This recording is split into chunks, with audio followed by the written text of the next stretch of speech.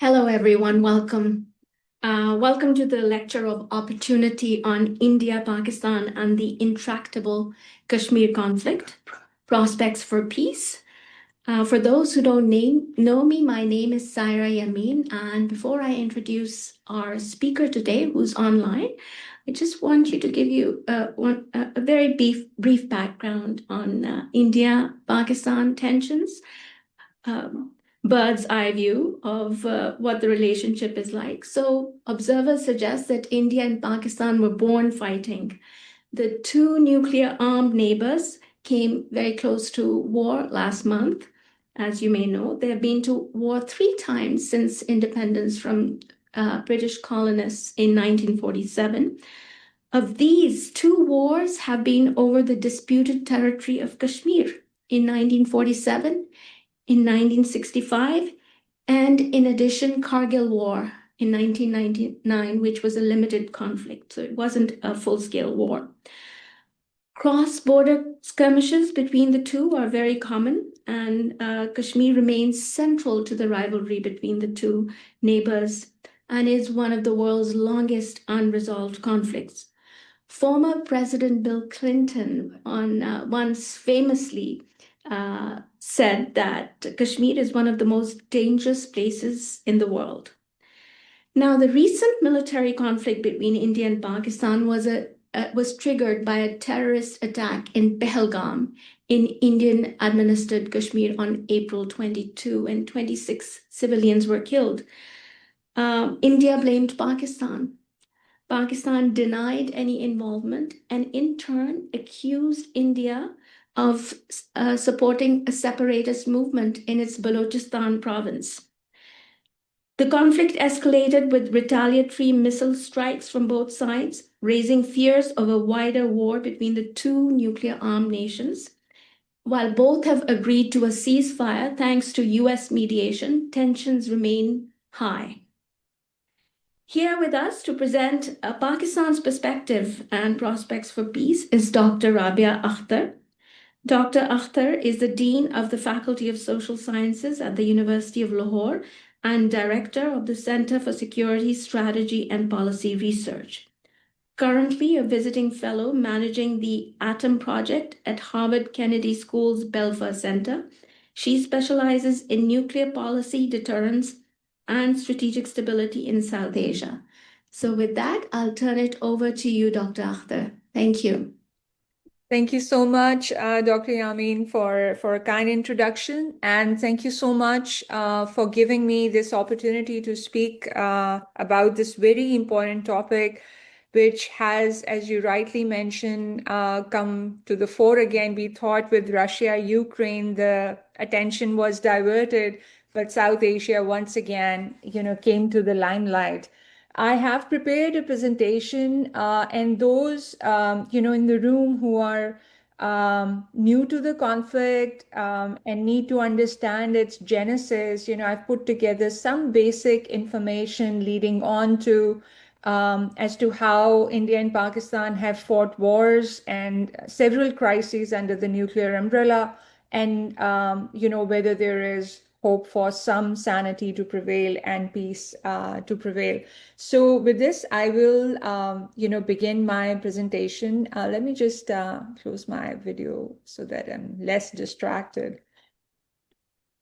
All right. So before you is a map of the 1930s as to how the full subcontinent looked like. So before 1947, which was the partition, the Indian subcontinent was a combination of British provinces and princely states, including Jammu and Kashmir, which had internal autonomy under the British rule.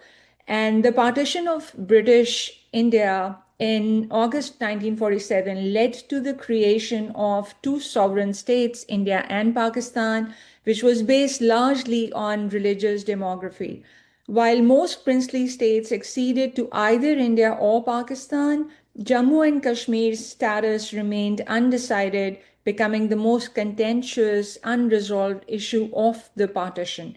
This moment marked the beginning of a dispute that was never purely territorial, It was existential, it was emotional, it was strategic, setting the stage for decades of tension and conflict between India and Pakistan. I have a small video for all of you about the partition, because if you truly want to understand the reason for hostility and as to why India and Pakistan cannot become a zone of peace like the European Union, it is important to understand as to why this historical legacy still overshadows the relations. I will now move to the video. In August 1947, the British left India after more than 300 years.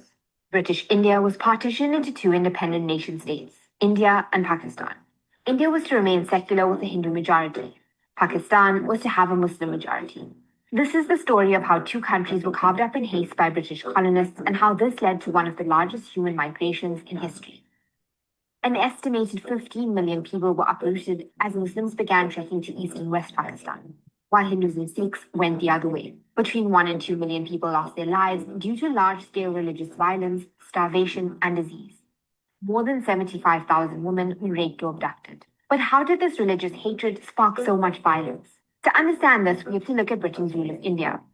Tensions between Hindus and Muslims did exist before the British Raj was established, but many Muslims, Hindus, and Sikhs also coexisted peacefully. When the British came to rule, they used a now infamous strategy of divide and rule. They enforced specific measures like the scientific census in 1871 and the formation of a separate electorate for Muslims, which led to the evolution of rigid religious identities. These identities became more important than language or ethnicity, and were used to pit people against one another so that the British could consolidate their own power. Mistrust between Hindus, Muslims, Sikhs, and Christians began to grow. How did this lead to the country being partitioned? Indians had long wanted independence from oppressive British rule. During World War I, Britain introduced the Defence Act of India, which gave them indiscriminate power to lock people up without trial and restrict freedom of speech and movement. In 1919, British soldiers massacred unarmed Sikh men, women, and children who had gathered to celebrate the Sikh New Year in Jallianwala Bagh. Some say the massacre marked the beginning of resistance against colonial governance. But to understand how and why the country was partitioned, we also need to understand the political players at the time. This is Jawaharlal Nehru and Mahatma Gandhi. They were leaders of the Congress, a Hindu-dominated secular political party which spearheaded the independence movement. They wanted a united, secular India. This is Muhammad Ali Jinnah. He was the leader of the Muslim League. He also wanted independence and initially backed Hindu-Muslim unity. But by the 40s, this changed, and he wanted an independent state for Muslims. In 1939, Britain dragged India into World War II. Most Indians were not happy about it. Nehru and Gandhi refused to fight. They initiated the 1942 Quit India movement, a movement to have the British leave India entirely that resulted in nationwide protests against British rule. In 1943, famine hit Bengal. Up to 3 million people lost their lives, and many Indians believe that the famine was caused by colonial exploitation. At the end of World War II, Britain was cash-strapped. They realized they couldn't afford to run India much longer. They decided they would withdraw from the subcontinent, but didn't put a date on it. With talk of a transfer of power, tensions ran high in the country. Muslims were concerned that they would be vulnerable in a Hindu-majority country. Hindus, on the other hand, didn't want the country to be broken up. The Muslim League called for a strike in Kolkata to demand a homeland in August 1946. The protests went bad and sparked the Great Kolkata killings. Between 4,000 and 10,000 people were killed in the riots. It also sparked riots and killings in other parts of the country. The British were afraid that this kind of violence would lead to a civil war. They decided that they wanted to speed up their exit from India and wash their hands of any potential conflict. The British PM announced that India would gain its independence no later than July 1948. But all that changed when a new viceroy to India and minor royal, Lord Louis Mountbatten, was appointed in March 1947. His job was to resolve the issue of partition by negotiating between Nehru and Jinnah and try to get Britain out of the country as soon as possible. In June 1947, he made a shock announcement. The country would be partitioned. India would be independent by August 1947, almost a whole year earlier than intended.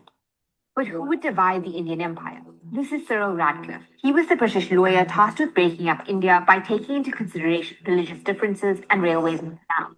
He had never traveled anywhere east of Paris before he was flown to India and given 36 days to carve up the map of South Asia.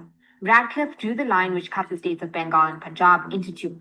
He didn't award the princely state of Kashmir to either country. He later admitted that he relied on outdated maps and census reports because it was too hot to undertake fieldwork in June. Radcliffe finished 2 weeks before independence, but the viceroy decided to keep the borders of the new country a secret till after independence. On the 14th of August 1947, Pakistan declared its independence. A day later, so did India. At the time, neither country knew where the borders were. The British Army, which had suppressed Indians and crushed revolts, exited India after more than 300 years with hardly a shot fired and only 7 casualties. But they left two countries in complete turmoil. Partition unleashed a wave of bloodshed. One of the central flashpoints was Punjab.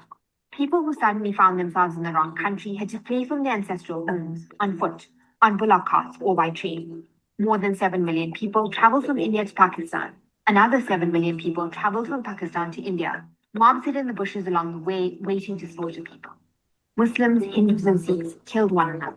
Many of the refugees succumbed to hunger or thirst or were murdered along the way. Train carriages, dubbed blood trains, which carried refugees, often arrived at their destination with corpses. Women were raped and abducted. Many of the victims were mutilated and had their breasts cut off.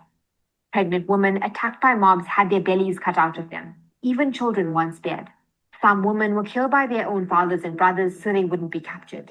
Other women committed suicide by throwing themselves into wells to avoid abduction and preserve their honor. Homes and businesses were looted and burnt down. Some have likened the horrors of partition to the Holocaust. Refugee camps were set up in India and Pakistan to try to house the millions of refugees. But many more people lost their lives because of the poor conditions and disease in the camps. The massive and sudden migration changed the demographic of South Asia forever. Almost all Hindus fled cities like Karachi, which were populated with just under 50% of Hindus before partition. More than 300,000 Muslims were forced to flee Delhi alone, the capital of independent India. Partition separated thousands of families. More than 70 years later, many families are still divided. Pakistan and India remain bitter rivals. They have fought 3 wars over Kashmir and one over East Pakistan, which eventually became Bangladesh.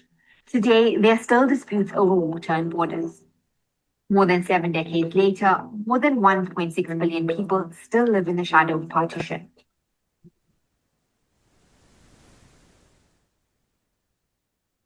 Thank you so much for indulging me in watching this 6 minutes video because I think it contextualizes Kashmir and your understanding of Kashmir and India-Pakistan hostility going forward. As you know, the video points out, the roots of Kashmir conflict go back to the partition, 1947. The princely state of Jammu and Kashmir was given the option to join either India or Pakistan. And under controversial circumstances, the Maharaja, who was the ruler of Kashmir, acceded to India, triggering the first war between the two new states. The UN intervened and called for a plebiscite to determine Kashmir's future. A plebiscite that was never held, has never been held until this point in time. Since then, Kashmir has remained a disputed territory under international law, with both India and Pakistan claiming it in full but controlling parts of it. And this unresolved legacy continues to shape South Asia's strategic instability to date. On your screens, you can see the map of India and Pakistan and the parts that are controlled by India, parts controlled by Pakistan, and then there are Chinese controlled parts of the disputed region as well. So actually, there are not 2 parties to the conflict, there are 3 parties to the conflict. The line of control between India and Pakistan formally came into being with the Karachi Agreement that was signed in July of 1949 following the first war India and Pakistan fought right after partition. And it was later reaffirmed and it was renamed as the line of control under a Simla agreement that they signed in 1972 after the second war they fought in 1971. While not an internationally recognized border, it has functioned as the de facto military boundary between India and Pakistani administered Kashmir. Over time, the line of control has become one of the most militarized borders in the world, frequently witnessing shelling, infiltration, and localized escalations. The symbolic and strategic significance of the line of control cannot be overstated. It is not just a line on the map, but a line across which narratives, nationalism, and military doctrines are contested, constantly tested. You can see, this is the river system that flows through Pakistan, the Indus River system. For Pakistan, Kashmir is not just a territorial dispute, it is a lifeline issue. The headwaters of all Pakistan's major rivers, the Indus, Jhelum, and Chenab, originate in the Indian administered Kashmir. These rivers sustain Pakistan's agriculture, food security, as well as power generation. And roughly 90% of Pakistan's agriculture depends on the Indus River system. The Jhelum and Chenab rivers, they are critical for irrigation in Punjab. They also originate in Kashmir. And so control over Kashmir's upper riparian terrain basically means strategic leverage over Pakistan's water flows. Therefore, Kashmir is not just about identity or territory, it is about survival and sovereignty. And the potential weaponization of water flows is viewed by Pakistan as an existential threat, making Kashmir a hydropolitical flashpoint embedded in the broader conflict. And as I move towards the May 2025 crisis, we will talk about as to why these river systems are absolutely essential for Pakistan. Um, it was in 1960 that, with the mediation of World Bank, an Indus Waters Treaty was signed between India and Pakistan. It is one of the few enduring agreements between India and Pakistan which have survived multiple wars as well as crises. But as of May 2025, after the April 2022 Pahalgam terrorist attack, India, has suspended the Indus Waters Treaty, although it cannot unilaterally do so. Let me briefly talk about as to what is Indus Waters Treaty, when I've already told you that Kashmir to Pakistan is not just territorial, it's existential. The Indus Waters Treaty gave the eastern rivers, there were three rivers, Ravi, Beas, and Sutlej, to India. And it gave three western rivers, Indus, Jhelum, and Chenab, to Pakistan. It requires India to inform Pakistan of any dam designs and water usage plans on western rivers.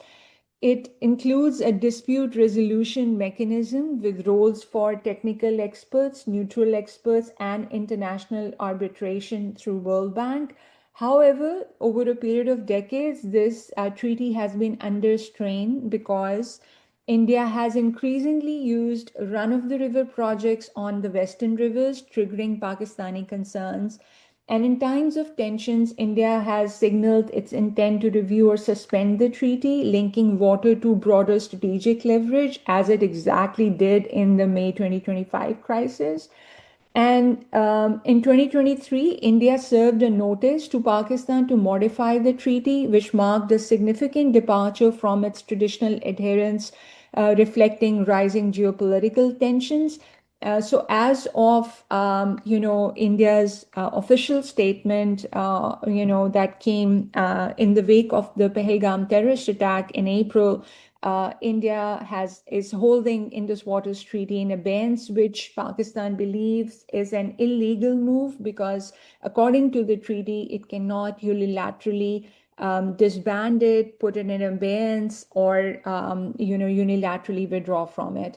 While the Indus Waters Treaty has been a pillar of restraint, it faces climate stress as well, and perhaps at some point it would need to be renegotiated, but not unilaterally. It has become a political instrument, and there is more and more distrust, making water a potential future fault line in the Kashmir dispute. So please keep that background in mind as we, move towards understanding and contextualizing Kashmir dispute. So like I said, Kashmir is not a territorial issue. It is deeply embedded in the national identity and strategic worldview of both India and Pakistan. For Pakistan, Kashmir represents unfinished business of partition and is directly linked to water security since its major rivers originate from there. And for India, Kashmir is framed as an integral part of the Indian Union. Beyond that, its location and terrain gives it outsized geopolitical importance in South Asia. It's not just about sovereignty, it's about identity, it's about resources, and it is about regional influences. India and Pakistan have fought several wars and have undergone several crises over Kashmir.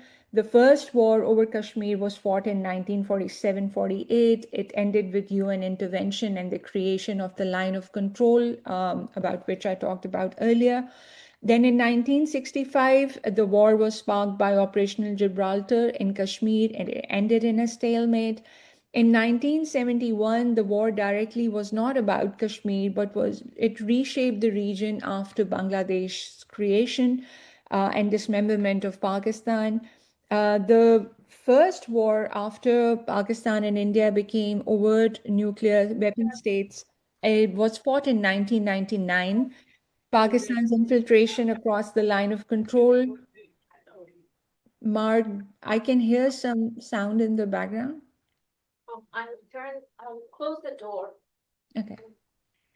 All right, so Pakistan's infiltration across the line of control marked the first direct conflict, a Kargil war under the nuclear umbrella. 2001-2002 Twin Peaks crises followed the Indian Parliament attack, and both states mobilized massively. And 2016, there were surgical strikes after Uri and Pathankot, and 2019 cross-border strikes following attacks in Kashmir, Pulwama terrorist attack pushed the new norms of force, bringing us to May 2025, which is a watershed moment where speed, technology, and simultaneity replaced older patterns of escalation. So Kashmir is not a frozen conflict, it is a very live fault line. A word about India's assertive foreign policy from Pulwama to revocation of Article 370. India's posture has become more assertive post 2016 when it first launched surgical strikes against Pakistan. The Pulwama attack in February 2019 led to Balakot strikes and signaled the willingness to cross the line of control militarily, and this was the first time since 1971 that India had attacked mainland Pakistan. After Indian Prime Minister Modi's re-election in May 2019, India revoked Article 370, which gave Kashmir a statushood, a special contested statushood, in August of 2019, and it stripped Jammu and Kashmir of its special status and converted it into two federally governing territories, Jammu and Kashmir, and merged it as part of the Indian Union. And this move unilaterally closed any diplomatic space for resolving Kashmir and redefined the conflict as India's internal matter, which Pakistan strongly opposed as an illegal action, according to international law. There are some changing dynamics of Kashmir and after the fallout of India's revocation. Firstly, it marked a doctrinal shift. By declaring Kashmir an internal issue, India not only defied decades of diplomatic framing, but it also violated UN resolutions from Pakistan's perspective. The move triggered diplomatic downgrades and hardened Pakistan's position on Kashmir. The change in legal status was not just administrative, it recalibrated the strategic meaning of Kashmir and it reduced the margin of political engagement.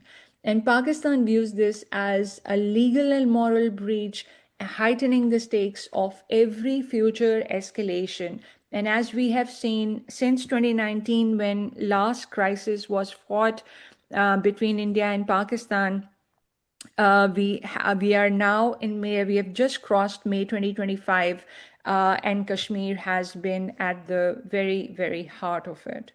I will just give you a timeline of the May 2025 crisis very briefly.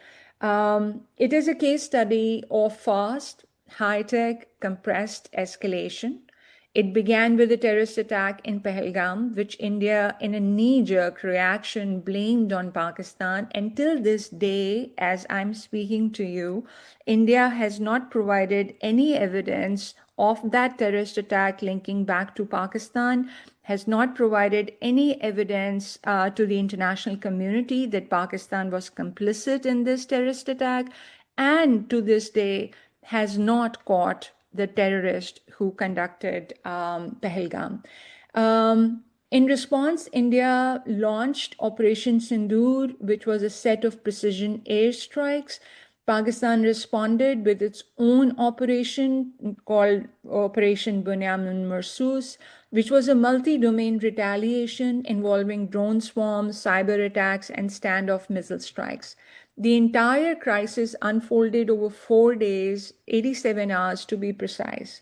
Notably, nuclear signaling in this conflict was muted, but both sides very, closely danced to the thresholds. The US intervened and brokered peace between India and Pakistan, and ceasefire was established, and the absence of early crisis management tools between India and Pakistan, which are of bilateral nature, are missing. And that is where the real danger lies. How has then the nature of deterrence in South Asia changed with the May 2025 crisis precisely? Technological advancements are reshaping deterrence in the region. We have seen ISR compression, and we have seen AI-enabled targeting that have reduced the decision time. There is weapon system modernization, from hypersonics to loitering munitions. UAVs means both sides can now project force with greater speed as well as precision. And even before diplomacy can catch up, right? So the projection of force with greater speed and precision is an absolute criticality.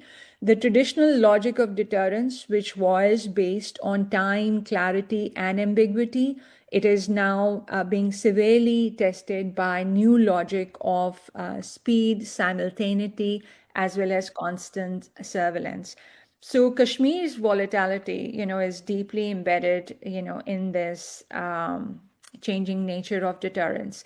And if you have followed the crisis between India and Pakistan, have been saying that this entire region and the direct relationship between India and Pakistan cannot solely be looked at as a bilateral deterrence anymore, because it is receiving influences from US-China great power rivalry, and both US and China feeding, and helping both countries to modernize their nuclear as well as conventional capabilities. So it is second order effects that this India-Pakistan divide is receiving from the strategic chain, starting from US, China, India, and Pakistan being at the tail end of it. But we can, have a longer discussion on it if you're interested in the Q&A. So,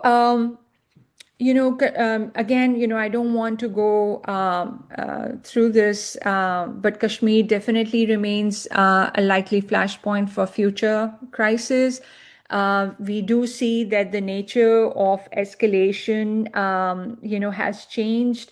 Escalation Kashmir is no longer slow or laddered, as you would think, presented by Herman Khan, which was a very linear sort of a model. In South Asia, it is compressed, it is multi-domain, and it is simultaneous. The crises will move faster than diplomacy, with cyber operations, disinformation, kinetic strikes, all unfolding in parallel. And despite the world's, fatigue with Kashmir, it remains the most likely flashpoint for a nuclear-armed conflict in the 21st century. It is not resolved. It is simply being ignored at a great peril. And if May 2025, any lessons have to be learned from that, it is that, we cannot leave it as it is, as an unfinished legacy of the partition. Some of the key challenges to strategic stability post May crisis, are basically three, but they're not limited to these three. Firstly, normalization of cross-border force. What once was seen as escalatory is now routine. It started with the Pulwama Balakot 2019 crisis, in which India attacked mainland Pakistan. And this normalization is being done, under the nuclear umbrella. And that is what is problematic. If this normalization of cross-border force continues, like now 2019 and now May 2025, then the next crisis will have a very upper baseline to start off with. Secondly, there is collapse of back-channel diplomacy. There are very few off-ramps, but more friction that we have seen. U.S. Early on, President Vance made, Vice President Vance made this statement that, whatever happens in India and Pakistan is none of our business. But after the 4-day conflict continued on, we saw, U.S. scramble and to pull both countries apart. And now President Trump is on record for saying more than a dozen times that he offered off-ramps to India and Pakistan, told them to choose between trade over trouble. And that is how he averted a nuclear war between India and Pakistan. But the point is to say that there are fewer off-ramps and the friction is far more greater. Then there is this, ISR compression, the advancements in intelligence, surveillance, and reconnaissance capabilities. The real-time surveillance shortens the decision time and it increases the risks of miscalculation. Pakistan's nuclear weapons are in a demated state. The warheads and missiles are not mated, and they are dispersed.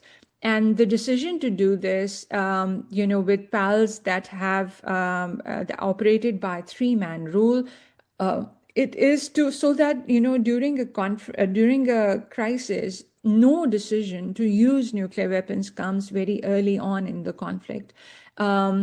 India, with its modernization, is moving towards canisterization, which allows for its warheads to be mated with missiles in a canister through a mobile launcher, which can be launched from anywhere. So India has already moved ahead in that direction, but Pakistan still has not taken a decision to mate its warhead with its missiles.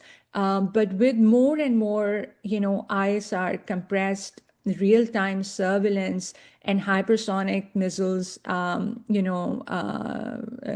the ones used by India in the May 2025 crisis, I do worry that Pakistan will have to move towards a mated high readiness alert situation to augment its deterrence. These are no longer hypotheticals, by the way. They are visible in very real time and was so in the 2025 crisis. Some of the, those three that I talked about, in addition to those, there are tech-driven escalation challenges as well, right? There have been drones, cyber operations, and electronic warfare used during May 2025 are no longer supporting tools. They are frontline instruments that were used. They blur the line between the conventional and the strategic attacks. The only good thing that came out of this crisis was muted nuclear signaling. The absence of clear nuclear cues increases uncertainty. And so we saw from both sides. And then the Indian Chief of Defense Staff also made a statement at the Shangri-La Dialogue this year, last month, saying that both sides operated, with some sense of rationality, and we would want to see this rationality prevail in the nuclear domain as well. And again, the strategic chain effects that I've talked about, my current research here at the Kennedy School, at the Managing the Atom program, is on strategic chain effects. as to how US-China rivalry influences India's technological posture, which in turn shapes Pakistan's second-order responses. And Kashmir is now entangled in this global escalation web. Is there hope for India and Pakistan? When I was preparing for this presentation for all of you, the only ray of hope that I have is the historical precedents that exist, whereby India and Pakistan perhaps are the only hostile nuclear dyad to have a non-attack on each other's nuclear facilities agreement, which actually held through during the May 2025 crisis. No other country in the world, especially the nuclear weapon states that are hostile to each other, have such kind of an agreement. So there is hope because there is a history of confidence building measures between India and Pakistan that actually have worked. The 1988 nuclear non-attack agreement that I've talked about has held time to time across the line of control. There has been ceasefire, and we have seen longer periods of ceasefire when both countries have not had to fight each other. The line of control had not been hot. Then there are several hotlines, but the first casualty in a crisis is always communication. So the hotlines between the DGMOs, the Director Generals of Military Operations on both sides, was picked up during the May 2025 crisis. But they collapse after every crisis. And why does this happen? Because they are episodic and they are not institutionalized. Kashmir continues to remain, an unsolved trigger. And without addressing it politically, no CBM can hold long term. Hope lies in reframing confidence building measures as, preventive tools, insulating back channels from populism, reviving a structured dialogue in hostile environments. Strategic maturity, I believe, is possible between India and Pakistan. It has been showed before, but it won't happen by accident. And we need to make all sorts of efforts in order to bring India and Pakistan to the table to talk to each other, so that some sense can prevail, and we don't have to postpone Kashmir. We have to resolve Kashmir, because without its firm resolution, we are just postponing another crisis. We have just shelved the idea that India and Pakistan have stopped fighting, when in fact, at the very heart of it, Kashmir continues to burn. I would like to end here, and actually, I had a slide for you of the books that I would recommend if you're interested in as to how India and Pakistan developed their nuclear weapons and continue to fight crises under the nuclear umbrella, and as to why Kashmir remains at the very heart of this nuclear crisis. And I can share this list with Dr. Sarah Yamin so that she could share this with you. I would like to end here, and I would love to hear your questions, and I'm sure you will have a lot of questions. I do hope that this was thought-provoking, and it gave you a sense of how difficult the situation is, and it continues to be. Thank you so much for the opportunity, Dr. Yamin. Thank you so much, Dr. Akhtar. This was wonderful, very comprehensive, and certainly very thought-provoking. And we have about 35 minutes for discussion. So I'll open it up. And to those who are here in this room, please feel free to turn your mic. If you have access to a mic, just press the button when the red light turns on. Please ask your question. And in the meantime, I'll go to that room over there in case there are questions, any online questions. Thank you. Hello, Dr. Akhtar. I'm Dr. Tom Creeley at the Naval War College. I have a quick question for clarification, and I understand what you were saying is that my question is, are you or China and the U.S. developing both India and Pakistan militarily and technologically, or is it mostly the two countries are developing India to the exclusion of Pakistan? So I talked about a strategic chain effect, and I said that it is US-China strategic competition, which amplifies, India's strategic dilemma. So US is at the front end of it. China is modernizing because it has security dilemma vis-a-vis the US. But whatever China is doing is amplifying India's strategic dilemma. And whatever India is doing is amplifying Pakistan's strategic dilemma. So the US-China, tech and defense rivalry has created a strategic chain reaction in South Asia. And as the United States deepens defense and tech cooperation with India, particularly in ISR, missile defense, AI-enabled platform, India's conventional edge is expanding. And this in turn amplifies Pakistan's security dilemma, pushing it toward Chinese-enabled modular capabilities like GPS, Beidou integration, drone warfare, and electronic countermeasures, all of which we saw at full display in the May 2025 crisis. So while India and Pakistan, they appear dyadic, they are increasingly absorbing the second order effects of the US-China competition. And so strategic stability, I believe, depends not just on what India and Pakistan do, but on how Washington and Beijing shape the technological tempo in the region. I hope that clarifies.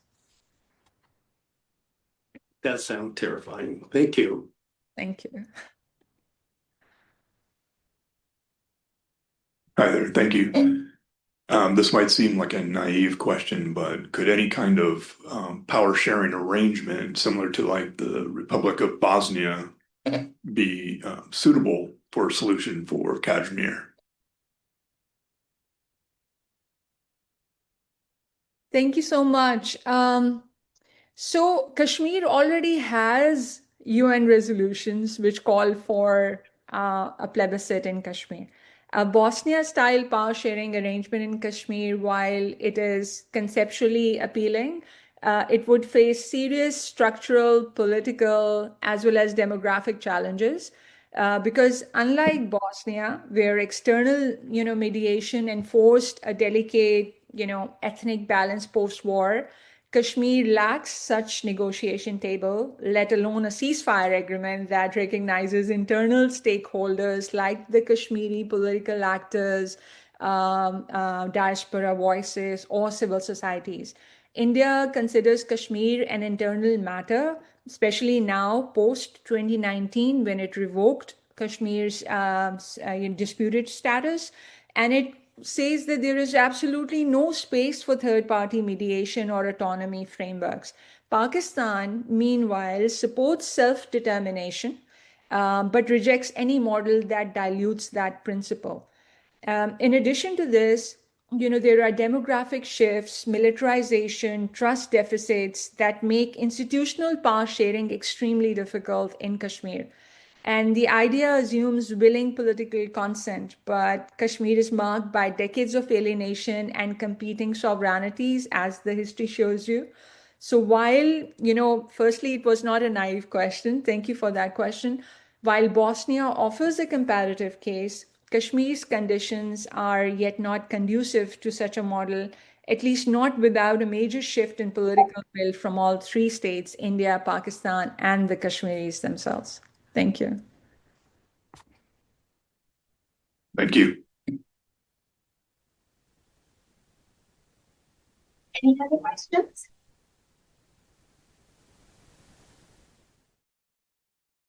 Yep. Sure. I'm sorry. Go ahead, Tom.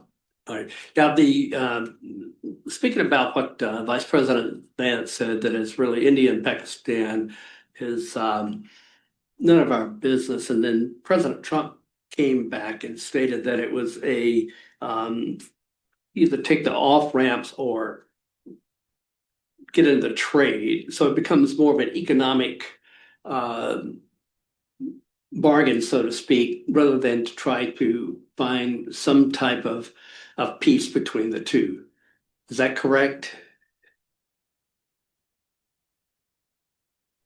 Yes, absolutely. Historically, US positions on India and Pakistan have swung between detachment and intervention. And I've always said that India and Pakistan have outsourced escalation control very, very consciously to third-party managers who have a stake in the region, who come in and then pull both of them apart.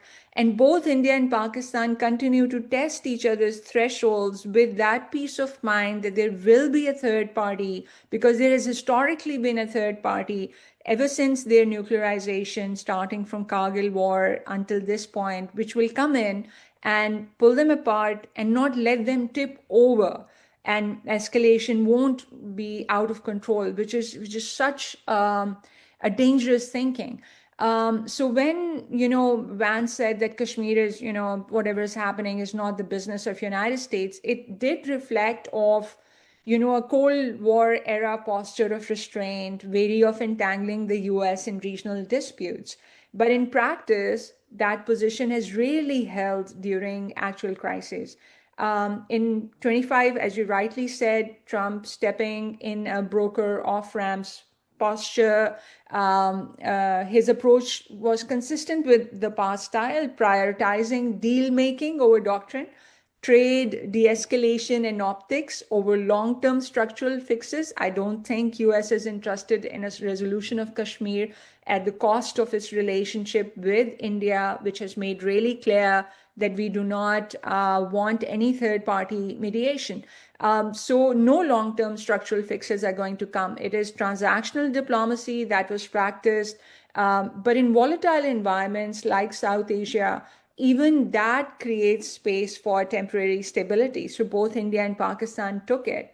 While, US rhetoric often says it's not our business, the reality is that when the escalation threatens regional as well as global security, it becomes everybody's business, and Washington steps in, even if reluctantly so. So I'm just wondering, what is the status of Kashmir's independence movements and any kind of associated terrorism? Yeah, thank you so much for that question. So the status of Kashmiri independence movement is fragmented, it's suppressed, and it's heavily securitized, particularly after India's revocation of Article 370 in August of 2019.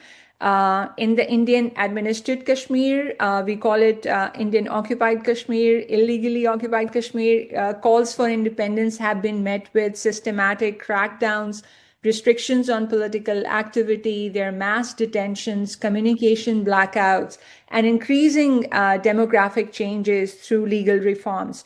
And so the space for peaceful political expression has shrunk dramatically. Externally, outside of the region, the diaspora and the advocacy groups, they continue to raise the issue. But the international traction with that space and voice has been very limited. Within Pakistan, Kashmir, which we call Azad Kashmir, Azad means free Kashmir, the movement remains vocal, but is also shaped by Islamabad's strategic framing of the dispute as one of self-determination under UN resolutions. So we in Pakistan continue to say, let's go back to UN resolutions, let's do the plebiscite. Overall, the aspiration for independence remains alive in the Kashmiri psyche. The movement, as a political force, has been silenced and sidelined in practical terms, caught between Indian repression, Pakistani interests, as well as global apathy. It survives more in sentiment than in structured political mobilization today. And what many people fail to see in this recent crisis, post Pahalgam that India and Pakistan had in May, was that the indigenization that has happened with this movement has been a very severe reaction to what India did in 2019, revoking Kashmir's statushood. It brought forth a domicile act, which meant that anybody, any Indian citizen from mainland India can come and settle in this disputed region, can buy property which they could not earlier buy because it was a disputed region, could set up their businesses which they could not prior to the revocation in 2019. So the Domicile Act brought Hindu settlers from mainland India into Kashmir, which sort of, took the space that 8 million Kashmiri Muslims had, with that at the back of their mind, that they still had some hope of UN resolutions moving towards an independent Kashmir. That was taken away from that. And that fed into the freedom movement, the sleeper cells, that remain in a very, very high, highly securitized zone. I hope that brings some sense of, what is happening inside Kashmir. In the interest of filling time, Doctor, I got a question. So looking at some of the information that you mentioned earlier, when Kashmir was still a princely state, after the partition, it threw in with India. So how is that dynamic represented today, I guess, with Pakistan wanting Kashmir, but Kashmir wanted to go with India? What's that whole, as a novice, please clarify that. So there was this Maharaja of Jammu and Kashmir. His name was Hari Singh. He was the ruler of the princely state at the time of the partition in 1947. Initially, he wanted to remain independent, and he did not want to accede to either India or Pakistan when the division happened on the basis of religious differences.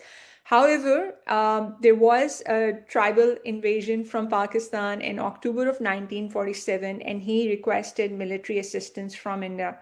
And India agreed to send its troops on the condition that the state is going to formally accede to India, which Maharaja Hari Singh did by signing the Instrument of Accession on October 26, 1947. And this accession was provisional.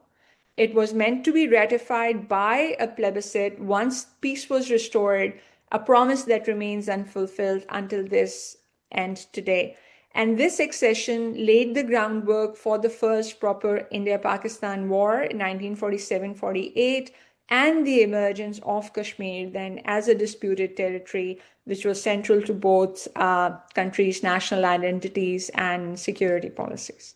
I hope that gives you the context. Thank you. Thank you. Dr. Amin, do I have that online question? Can you see that? I cannot. Can you post it? Yeah, I don't know. For some reason, it wasn't letting me. Just a moment. I've copied it.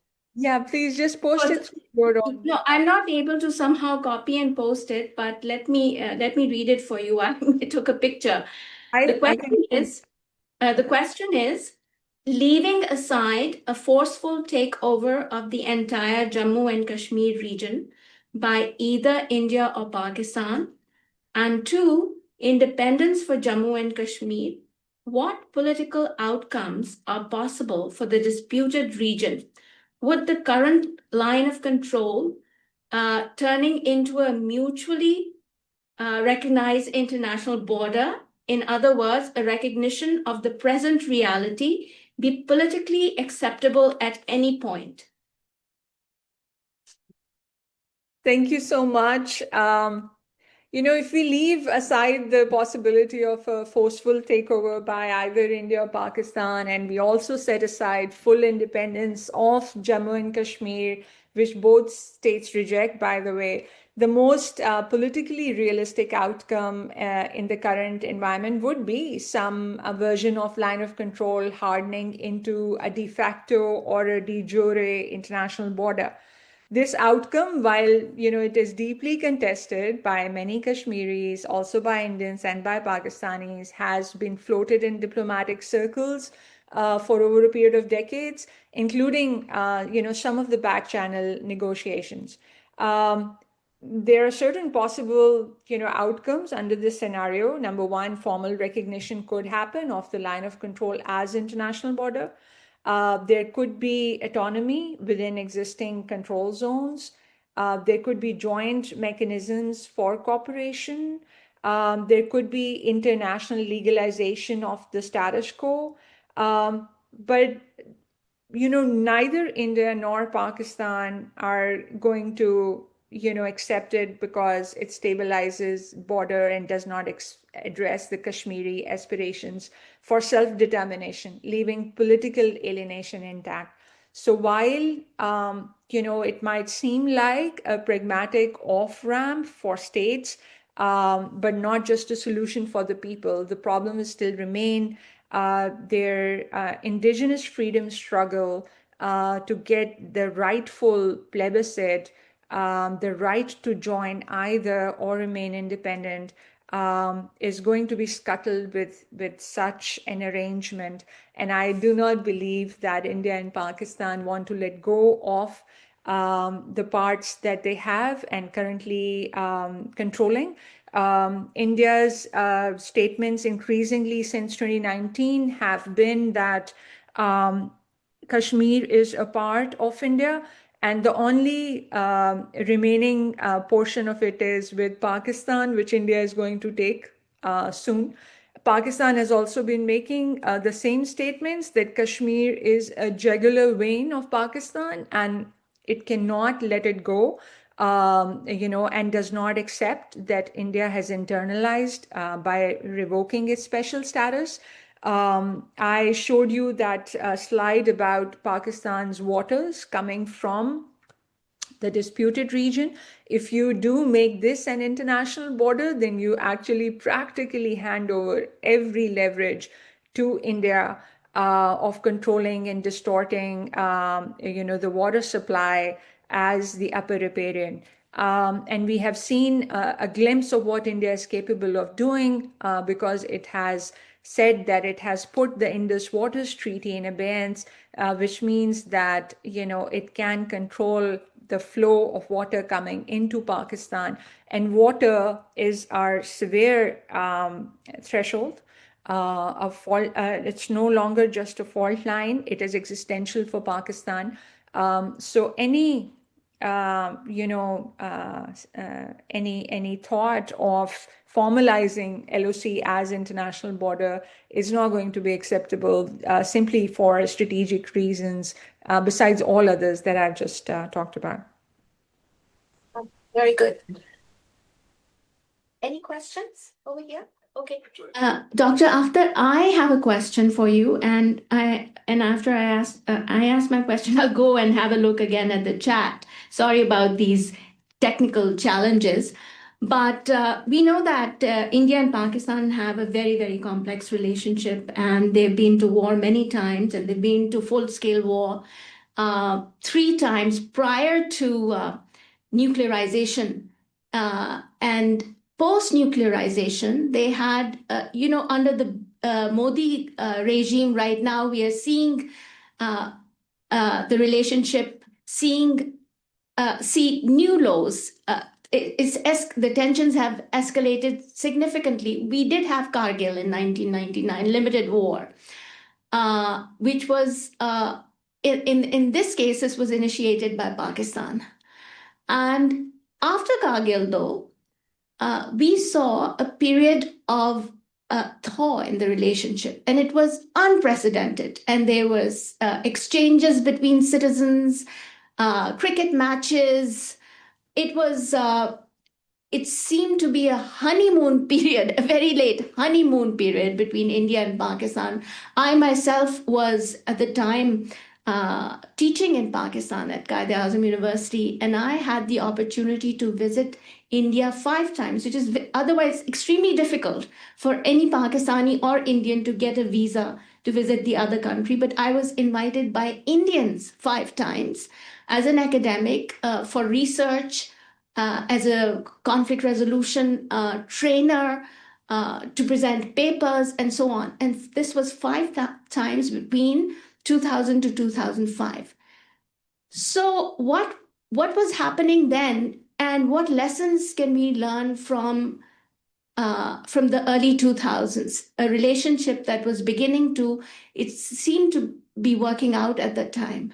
And we learned during those, I should mention those exchanges between citizens of India and Pakistan, how much love actually there was between the two, because we share, Indians and Pakistanis have so much in common. We watch each other's movies, we listen to each other's music, the language is similar. So please tell us what worked then and what lessons can be drawn. Thank you. Thank you so much, Dr. Yamin. And yes, excellent question. You know, as you rightly put, the India-Pakistan relationship has always been complex, right?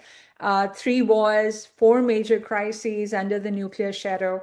And yet, even after the bitter conflict, or like Kargil, which took place right after both countries had tested nuclear weapons, there was a period of measured thaw, as you rightly put it. From the Agra summit in 2001 to the back-channel diplomacy that took place from 2004 until 2007, we saw real movement. We saw nuclear CBMs, signed between India and Pakistan.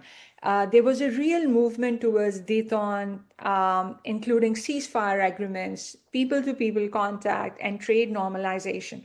And so the grand question, is why was that possible then and why not now? I think leadership mattered. And leadership is still the most understudied variable in, hostile nuclear dyadic relations.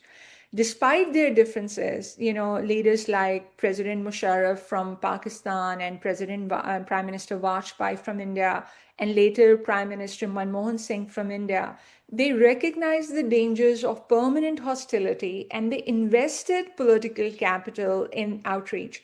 There was an absolute willingness to de-escalate, engage, and manage the crisis without spiraling into, outright nationalism. Today, we are witnessing a very different political climate, especially under Modi's regime. The rise of Hindutva-driven militarization, the abrogation of Article 370, and the framing of Pakistan as an existential enemy have collapsed that diplomatic space that once allowed for dialogue. Escalation is no longer seen as, a risk, but a political opportunity domestically, especially in India.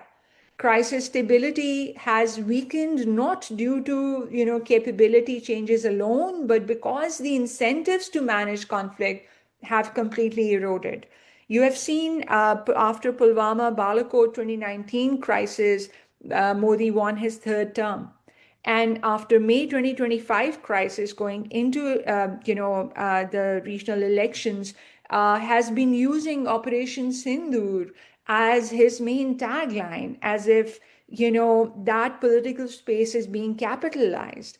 So the question, is not just why there is no thaw, but why escalation has become normalized. In a rational system, May 2025 should have led to deep soul searching and a revival of diplomacy. India and Pakistan have minimal presence in each other's high commissions. There is zero people-to-people contact. The only visas that were issued, between the two countries was when Pakistan issued 3,000 plus visas last November. And in fact, every November since 2019 to Sikh pilgrims coming into Pakistan, and we set up a whole, religious tourism for them. But India has not done anything similar. And no people-to-people contact, no visas, complete visa denial regime. So we are watching, the region absorb crisis after crisis, and if it is the new normal. So without political will, I don't think that no amount of back-channel architecture can substitute the real forward-looking leadership. And I see that leadership missing And you rightly said that was the golden period where there was leadership on both sides, and they understood as to what was at stake. Unfortunately, we have lost that momentum. We need to somehow gain it back. Thank you. Thank you. Over to you, sir. So I was just thinking back, regarding water security. Israel had a similar issue with the River Jordan and the Arab states control of that. And one of the ways they took that off the table was investing in desalination technology, which is now where they get the majority of that water. Might be overly simplified, but is that something that would work for Pakistan, or potentially it's not enough? I don't know. You're right. Water security has long been a source of regional friction in the Middle East, with Israel's control over Jordan River Basin remaining a major flashpoint, with its relations and neighboring Arab states. Um, you're also very right that Israel has made significant strides in desalination technology, transforming itself into a global leader in turning seawater into potable water. While desalination offers technological workaround to water scarcity, it is not a political substitute for equitable transboundary water sharing, which really is at the heart of Pakistan's problems. The larger question remains, whether some such technological fixes can ease regional tensions, or whether they might deepen existing asymmetries in access and control. The only, the conversation that is happening in the region is that, if India continues with its abeyance and control or unilateral withdrawal, which it cannot do under the Indus Waters Treaty, it needs to understand that while Pakistan is the low riparian and India is an upper riparian in this situation, India is a low riparian to China, where China is an upper riparian. So, so it comes full circle that if India does not have empathy towards Pakistan as a low riparian, it is in exactly the same shoes vis-a-vis China, which is the upper riparian, and the water flows into India from there. I do believe there has been some research with respect to desalination technology, but I'm not very well versed into, whether Pakistan is looking into that as a solution for water scarcity. But I'm sure some research has gone into it, and I'll apprise myself into it. But thank you for that question. A quick follow-up. Do you think it could remove the mortal threat and perhaps create some room for maneuver and diplomacy? So maybe it doesn't solve every issue, but at least it takes the imminent threat off the table. I think,